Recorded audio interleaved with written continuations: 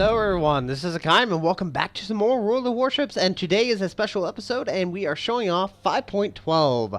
And to start off, I'm going to quickly talk about the new changes that are coming to this update.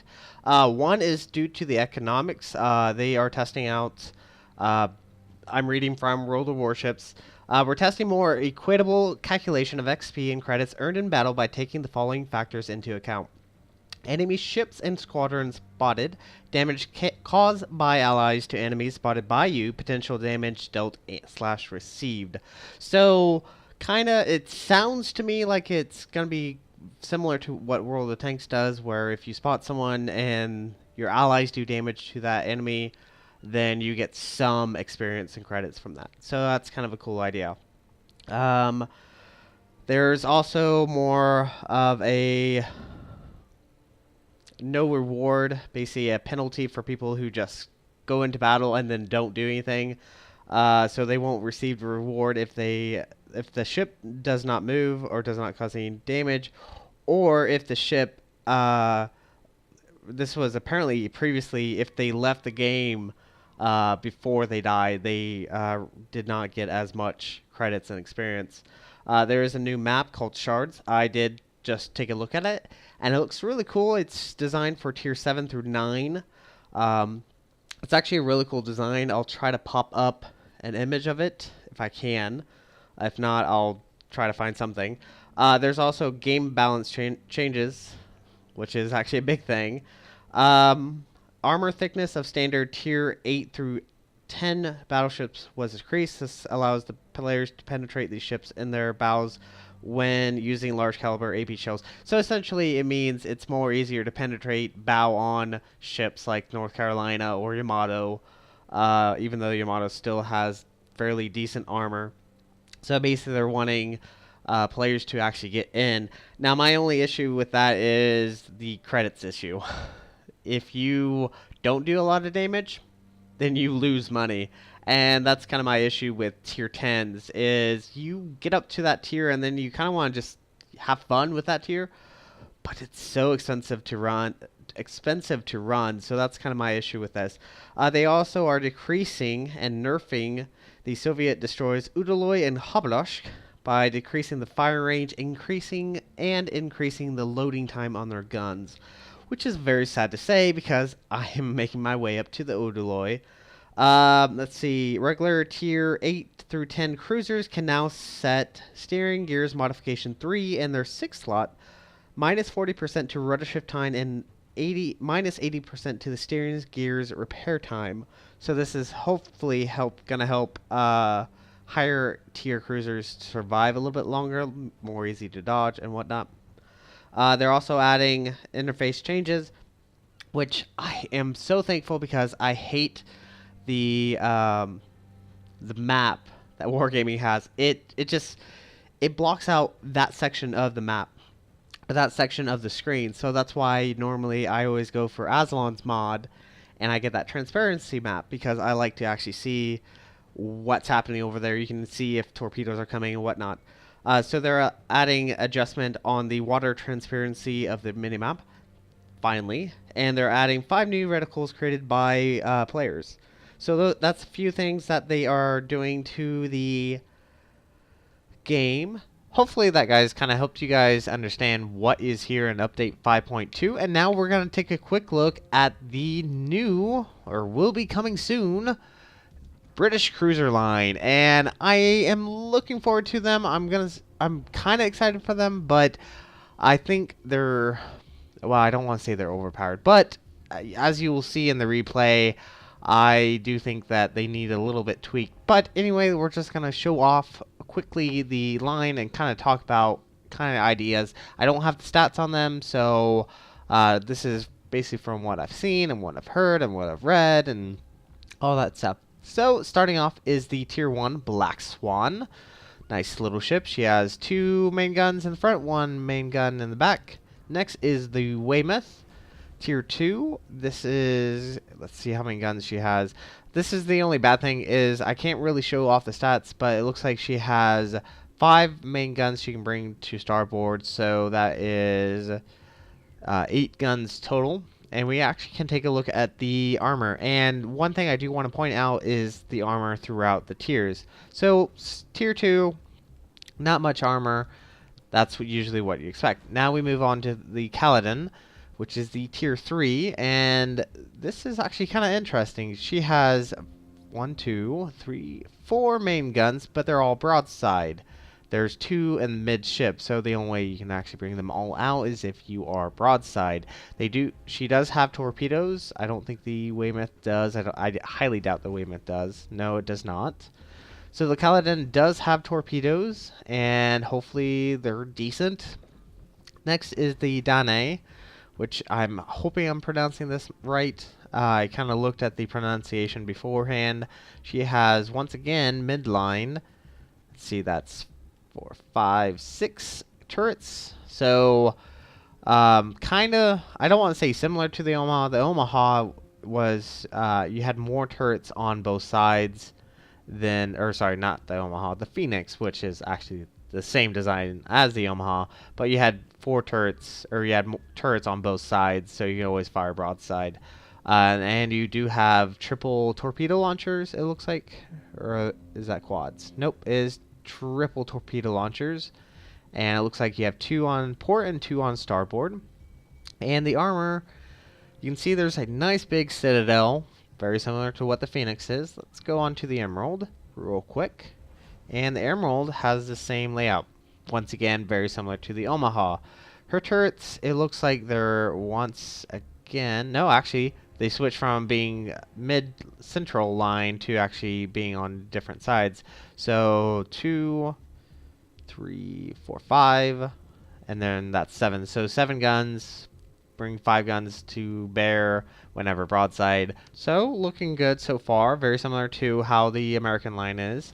Then we go up to the Leander, and you go from single mounted turrets to dual gun mounted turrets, and you have 4, 2 in the front, 2 in the back, and it looks like you have torpedo system as well, and kind of broadside, or not broadside, kind of big citadel, especially right below the engine room. Let's go ahead and actually knock this stuff off real quick, just so we can kind of see where stuff is. Nice kind of open area, 100 millimeters right there. We'll keep that on just in case. And then the tier 7 is the Fiji. And you kind of guess what, you can kind of guess the whole concept of the British line is that they're obviously a light cruiser line, so they're gonna have these very open citadels. You have 2 in the front, 2 in the back. Let's see, and it looks like you have torpedo systems. Yes, you have 1 midship, and I wonder how the firing angle is. It's probably limited to being able to fire. And then the Edinburgh is the next tier, the tier 8, and you go from dual to triple, and I'm looking forward to them.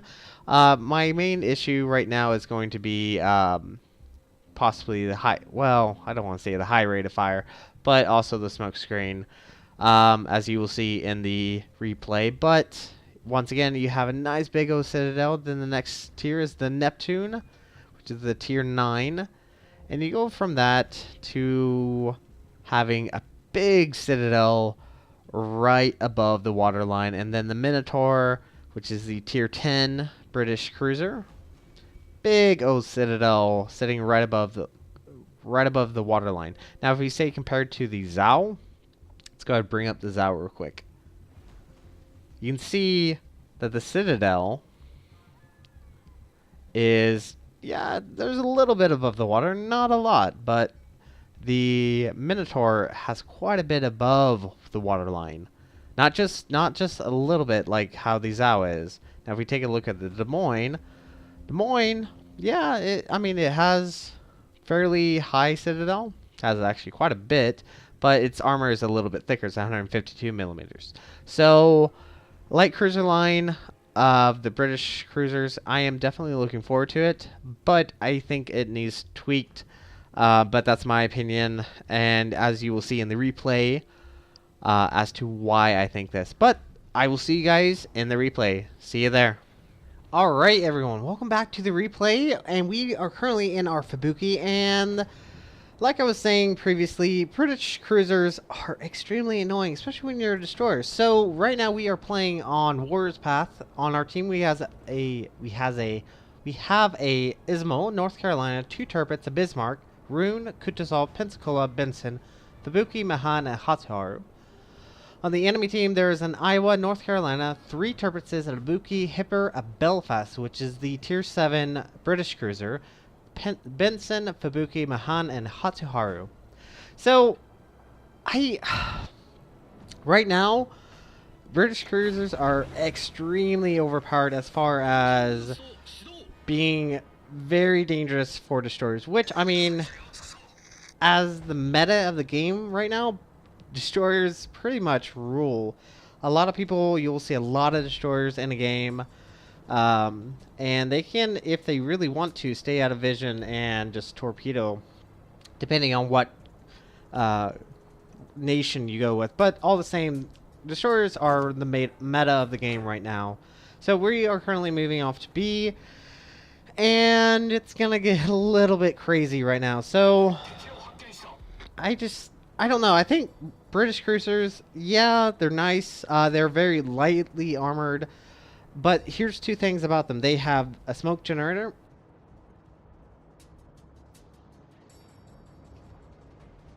And there is that Belfast that popped up and a Hatsuharu. But fortunately, we're not going to be detected because the Fubuki has amazing detection. And I was expecting that Hatsuharu to continue moving forward, but that's not going to be the case. So the British cruisers so far have the smoke generator and the radar system. Now, as far as smoke, there's only 2 other cruisers that have it, the Kutuzov and the Flint.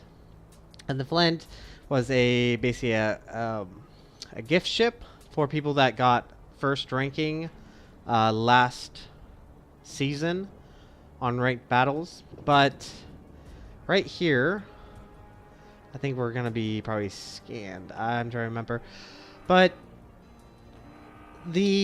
from what I can tell when I was playing this game, the reload rate on the radar is the issue of how fast it actually goes and is able for that cruiser again. So we're kind of trying to stay in cap here. I'm kind of trying to see if I can spot where those shots are coming from, but there is a turbot that is going to be coming around the island, and we're going to see if we can focus on him.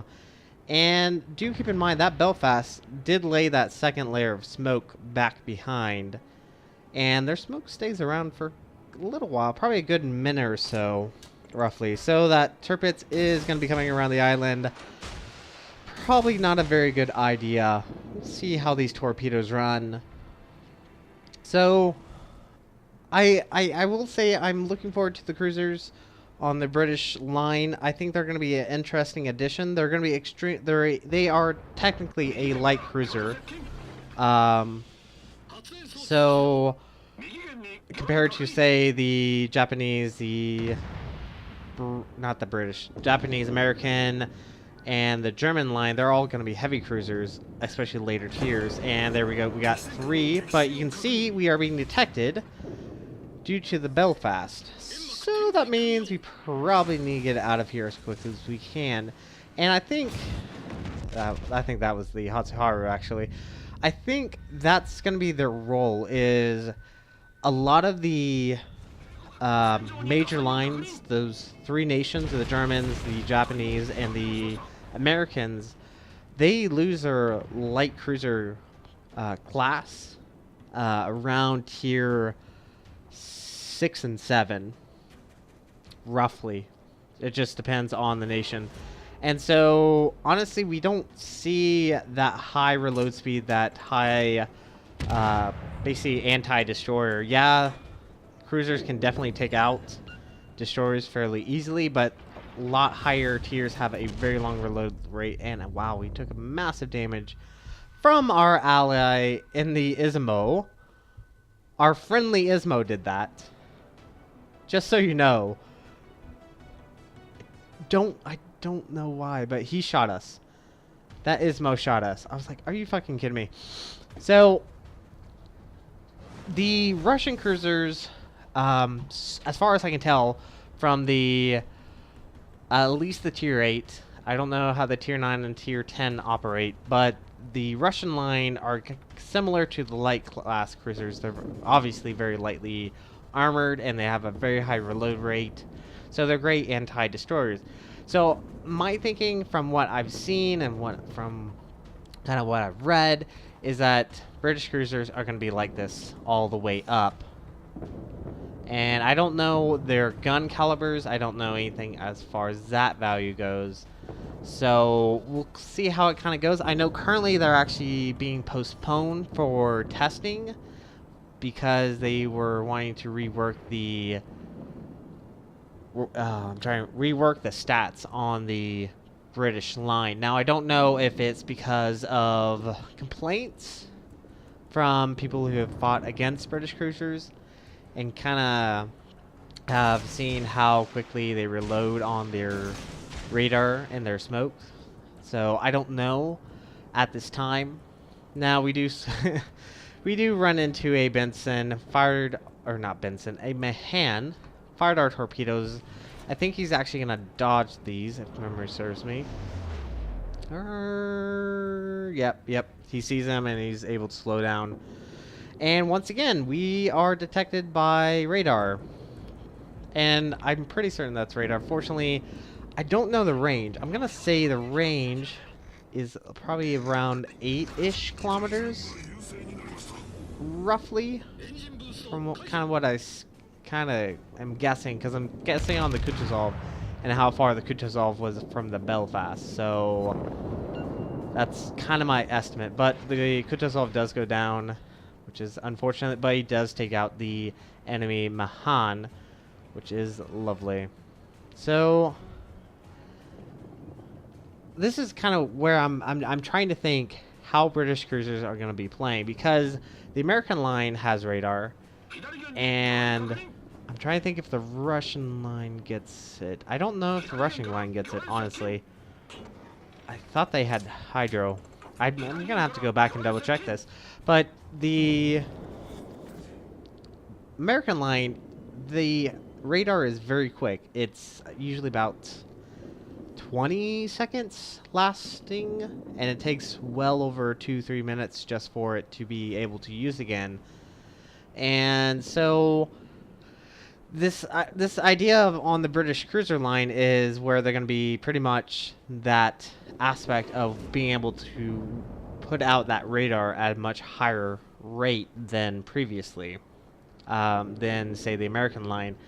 But I might be wrong. It might be the case that their radar is very similar to the American line, and this Tirpitz is going to die to the friendly, or not friendly, enemy Fubuki. No, that enemy Hatsuharu, sorry. I thought it was the Fubuki. The Fubuki is going to be over there, so we're going to have to deal with him soon enough. But the Hatsuharu does take out our friendly Tirpitz. And the game is kind of looking bad for us right now. We have no caps, and we've lost one additional ship compared to there. And there's that Belfast again. And he's the most major threat, honestly. In this game, he was the most major threat compared to anyone else, compared to any of the other cruisers. And see, there is radar again. And so that means I have to move away because he was moving in this direction. So we're going to try to get away as quick as we can. And that's kind of the aspect. This British cruiser was such a deterrent for me and my Fubuki that I couldn't really use my stealth as I would like. And there is the enemy Fubuki. Fortunately, it looks like we just got past the detection, or maybe even the radar went off. So we do fire torpedoes at the Ibuki. Let's see if we can actually get a hit. That would be nice. Definitely help our team. Kind of even up the scores. The Belfast, he's actually doing really well. And kind of what I will say, what iChase was saying, because I do watch him, and he does really help you as far as knowing the very intricacies of World of Warships. And he pointed out that the Tier 9 and Tier 10, which was, I think, the Neptune, and I can't remember what, and we do get a detonation on that Buki, which was fantastic all the same, that the armor is extremely weak. And the benefit of that is those higher caliber shells won't always give you a citadel, especially close up. They'll overpin the armor on, say, the Neptune and those higher up class cruisers of the British line. So that might be what they're trying to go for, is where armor piercing won't always be effective against the British line. So maybe using like high explosive, because on thinly armored ships, high explosive can actually citadel. Will not do as much damage as armor piercing, but will actually citadel a thinly armored ship. Like, for say example, the Langley. If anyone that's fought against the Langley, say you're in a battleship and you shoot your shells, most times you'll get over penetration, or just penetrating maybe where they were bowed or something, but you won't get those citadels until you switch over to high explosive, and you'll get those citadels more regularly because the shells will not penetrate the armor as effectively. Now, once again, the Belfast has radar, and this is not good because let's see, how quick is the reload rate? Let's see, and that is probably about 8 or 10 seconds, roughly. So right now, I'm forced away once again. I can't go into B, and it looks like the range on the radar is about 8 kilometers as well. So it's not, maybe it's not as far as, say, the American cruiser line. I'm trying to remember what the American cruiser line was. I know the Des Moines, it's around 9 kilometers. The radar will go about 9 kilometers, roughly, if memory serves me.